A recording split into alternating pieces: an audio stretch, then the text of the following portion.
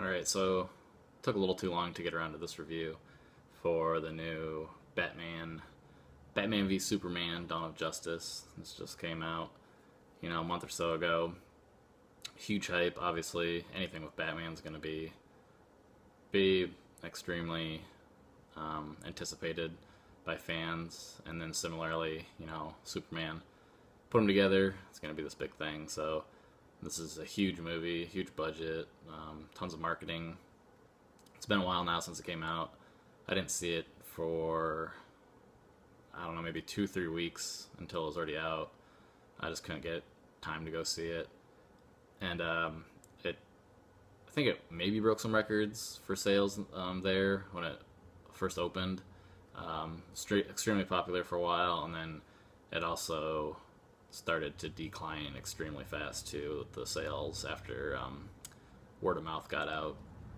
So the biggest thing, some of the big things going into it, Batman vs Superman for the first time, and of course, kind of the source material is from like a really iconic comic book series by Frank Miller, and I was a superhero fan when I was younger.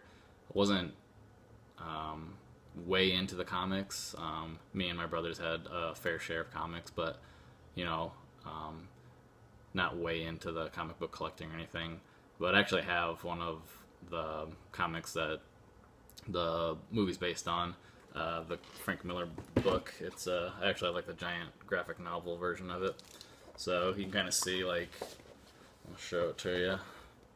Here's like some of the scenes. You can see where they're getting some of the imagery is in that comic book. So, people were really wondering if they're going to follow the source material that closely. It doesn't. The comic book's quite different from what ended up being in the movie, but it's still a really good read, actually. That comic is really good. So, this is again directed by Zack Snyder. He did Man of Steel and Watchmen and 300, a lot of movies, and he's pretty much they're giving him pretty much this whole DC universe. They're giving him the reins to it, which I'll get to a little bit later, what I think about that. But, so, obviously, big characters. Superman is played again by Henry Cavill. Ben Affleck is going to be playing Bruce Wayne, Batman. Amy Adams is back as Lois. Jesse Eisenberg is playing Lex Luthor. It's a new character. Some of the other new ones, I guess, like Jeremy Irons is the new Alfred. And then, of course, there's Gal Gadot is playing Wonder Woman. It's like another big new character that people were really interested in seeing. So, okay, so that's just like, the plot is basically Batman, Bruce Wayne, is really mad at Superman for what he did in the previous Superman film with him and with Superman and Zod destroying these whole cities and stuff, because one of the buildings that was destroyed was a Wayne building, and so he just pretty much wants to get revenge on him. Thinks that this alien that is so powerful needs to be controlled, and that's kind of the story with him. And then Lex Luthor's in there trying to do something. I don't know. He's trying to make them fight.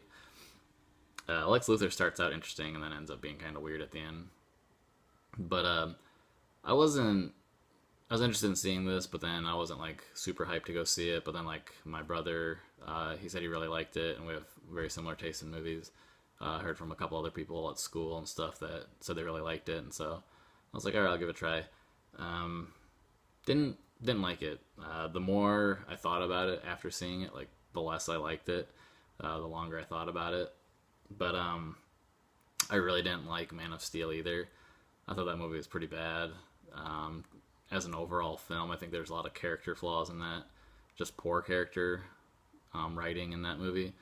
And I think this movie has some better characters. I think Ben Affleck does a really good job as Batman and Bruce Wayne. I think supposedly he's going to be getting his own film, maybe directing it as well. I think that'd be really interesting. We've never seen an older Batman, and he's really good at it, and he's probably one of the best parts of the film. But just overall, as an entire movie, it's just not very well made. I don't think, in my opinion, it's just the direction I think is really poor. Um, the editing is really choppy. Just the action just doesn't work. Nothing is There's just nothing very coherent in this film. Like, it's a lot of segments kind of put together. It doesn't seem like there's this story that's, starts here and ends at the end. It's just, I don't know, chopped up. And apparently there's like a director's cut or an R-rated cut that's even longer. This is like 2 hours and 45 minutes. It's 151 minutes. And there's one that's even longer. It's like over 3 hours. And you just kind of wonder what got cut up, like what got cut out, and if that would help the story or not. If, like, does it have to be this extremely long film to work? Because I didn't think it worked at all, in my opinion. I still don't like Lois Lane. This Amy Adams. Amy Adams is a good actress, but I don't think this version of Lois Lane works at all. She was horrible in Man of Steel. Like I mentioned, Lex Luthor was pretty interesting, kind of towards the beginning, but then quickly just turns into some crazy, weird, maniacal person, which is, I guess, okay, you're going to take him that way, but it just didn't work out either. And I think the biggest problem is that this movie is just very dark. It's too dark in tone. It's very moody, and it's also too dark just, like, visually. It's just too dark. There's always in shadows. It's always raining. They just need to, like, lighten it up a bit. Sometimes you couldn't see what really was going on, which is annoying. Especially if there's a big fight between Superman and Batman, and you kind of can't see what's happening. I thought Wonder Woman was good. Gal Gadot was fine. She doesn't have, like, a ton of lines or anything, but her entrance was really cool. People were telling me that before the movie, that when Wonder Woman comes in, it's really good, and it is. I think she brings a little levity for some reason. Like, she's a little lighter of a character. She's not this dark, brooding person, and so when she comes in, it's really cool. She's pretty interesting. So her solo movie, which is supposed to be coming, will be interesting to see if she can, carry a whole film. And then just like the plot again, just gets some of these problems. Like, what is the point of these two fighting? What is happening with Lex Luthor's creation that he makes towards the end? It's just, I didn't like it at all.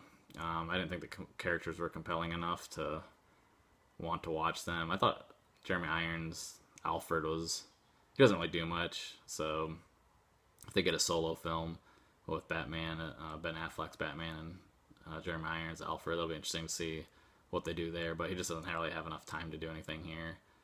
And I think just, like, the biggest problem with this movie is that everybody's just so mad about everything. So you have, Bruce Wayne, Batman, is kind of a gloomy character. He's the Dark Knight, that's what they call him, but you counteract that with another really gloomy and moody Superman. He's just so emotionless, and I guess that's because, he's an alien, but at the same time, you can't have two of those characters for, like, a whole film without anybody to, like, contrast that. You need some contrast in there with somebody that isn't the exact same. They're just too similar.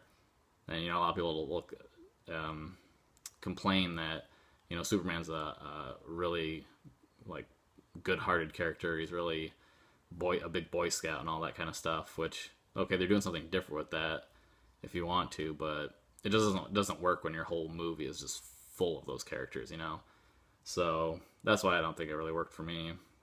I'm giving it a 2 out of 5. It's pretty bad. And it's really sad that they're giving this whole franchise to Zack Snyder. I just don't think he's a good director. His good movies, he did a remake of Dawn of the Dead, was his first movie, was good.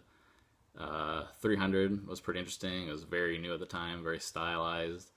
I liked Watchmen personally. A lot of people don't. But a lot of his movies are just, they're translated directly from a comic book page. He just uses the comic as storyboards for the movie and then shoots it. When he does something a little on his own, it doesn't really work. Like he did Sucker Punch, which I haven't seen, but it's just supposed to be horrible. Like nobody likes that movie. That was his own thing. And then with like Man of Steel and this, he has a little more freedom. He's still using comic books as source material, but when he gets a little more freedom, he's not directly translating from a comic book page to the screen. It kind of goes awry.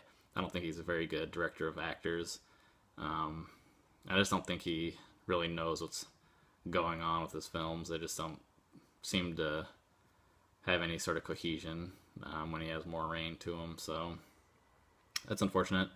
But I say it probably all the time that getting tired of superhero films, but then every once in a while you get like a Deadpool that's really funny, and they're going to keep making them. They make so much money, so I'm just kind of losing enthusiasm as they just continue to come out, and they have these ridiculous like 10-year plans for the DC universe.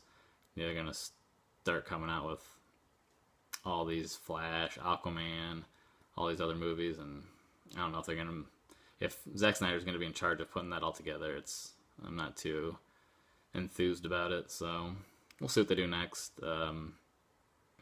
I'll see if I watch this again, maybe if my views change, but I said the same thing with Man of Steel, and I dislike that even more after watching it a second time, so I have a feeling have the same opinion for this one. So yeah, 2 out of 5. Alright, that'll be it.